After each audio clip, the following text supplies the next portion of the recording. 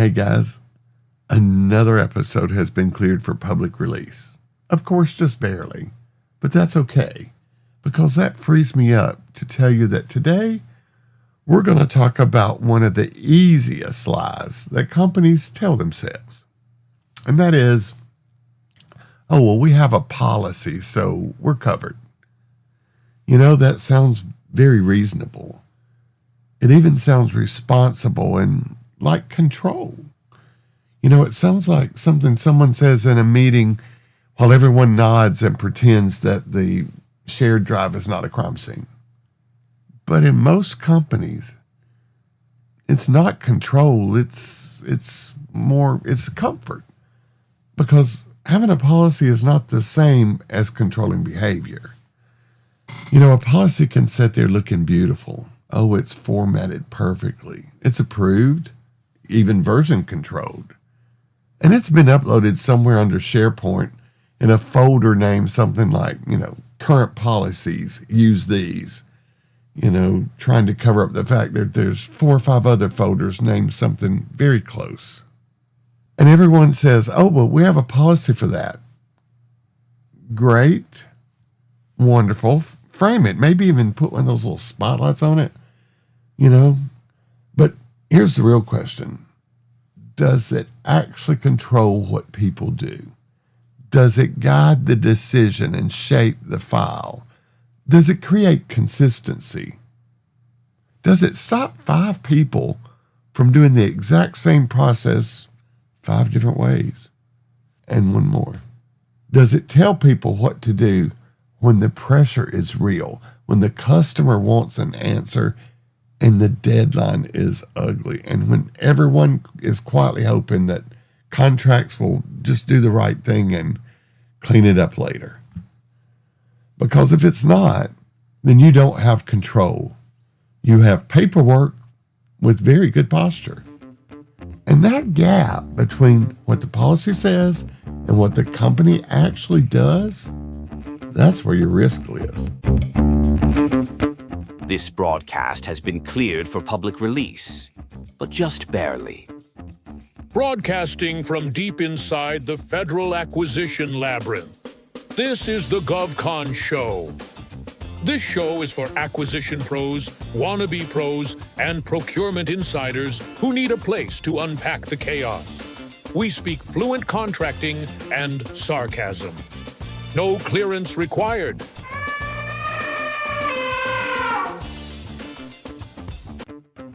This is the GovCon Show. And away we go! Okay, in our last episode, we talked about people.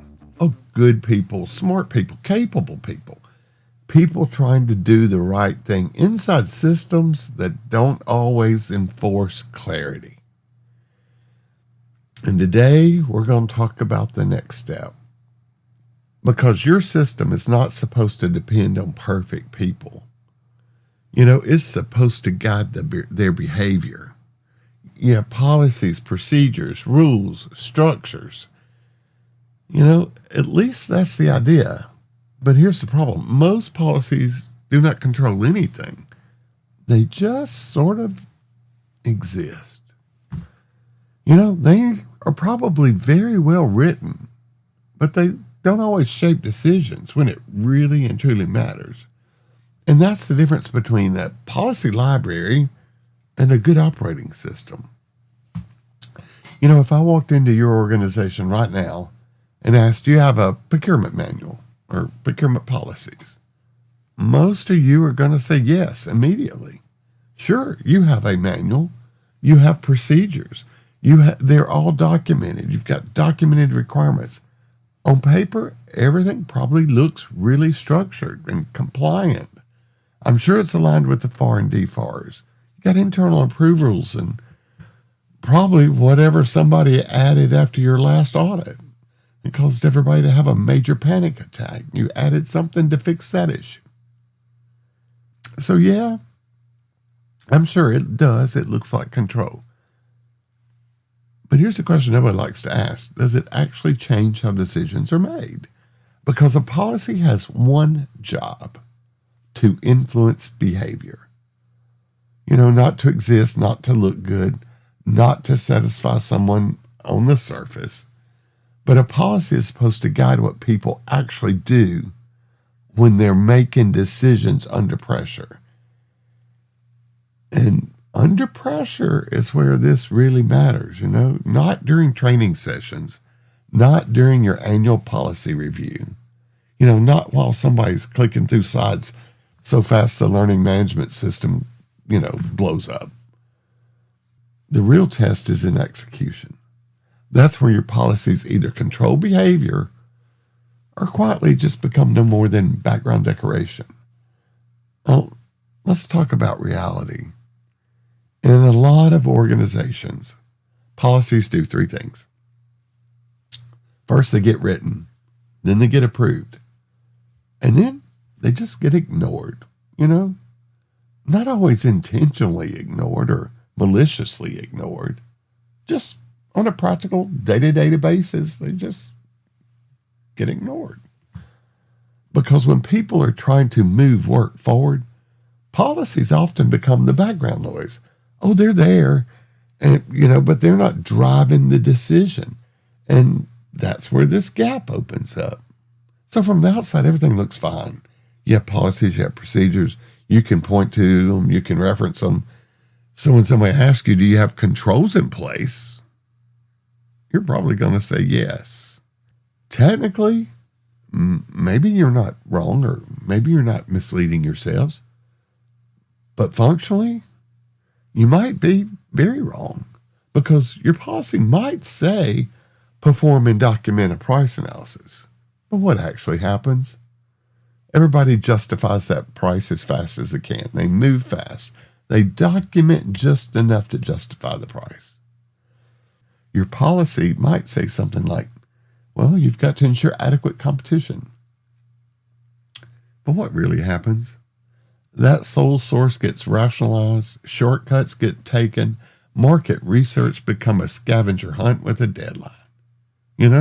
I bet your policies will even have a requirement similar to maintain procurement files, complete procurement files probably. But what really happens? Those files don't get maintained, they get assembled. Not built as things happen, they get assembled. And that's the gap. Policy says one thing, behavior rewards another, right? And that's where most companies misdiagnose the problem. They think the issue is that people are not following the policy. And maybe, but the deeper issue is usually that the policy does not actually control their behavior. Because for a policy to control behavior, it has to be clear and actionable and enforced. And it's got to be tied to the way work actually happens.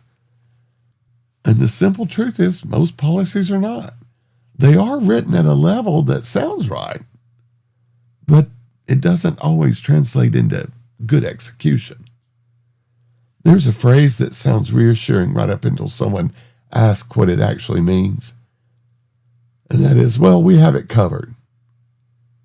And what that usually means is we have a policy that says we should do it.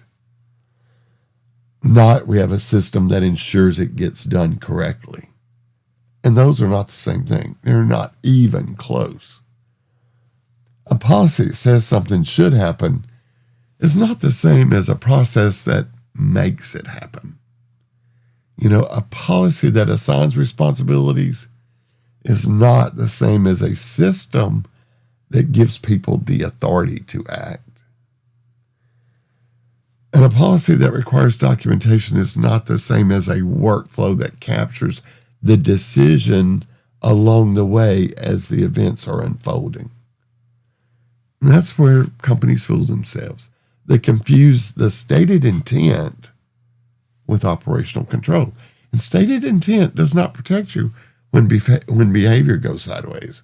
Now, and especially in this current environment, our current environment that we're in makes this issue even more serious, because when the government pushes you harder and harder towards fixed price and performance-based contracting, those weak policy control behaviors become so much more expensive.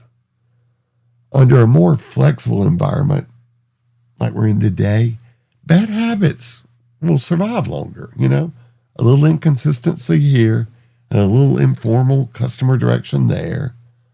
A travel cost got handled later. A period of performance extension that everyone assumes will work itself out. But when you move to fixed price, those same behaviors can become huge leaks on your profit margin. There's scope problems. There can become schedule problems and performance problems and subcontractor problems, cash flow problems.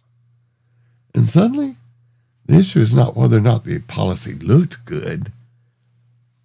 The issue is whether or not the policy controlled behavior before the risk became real. And that's why this episode really matters. It's not just about audit exposure or having clean manuals.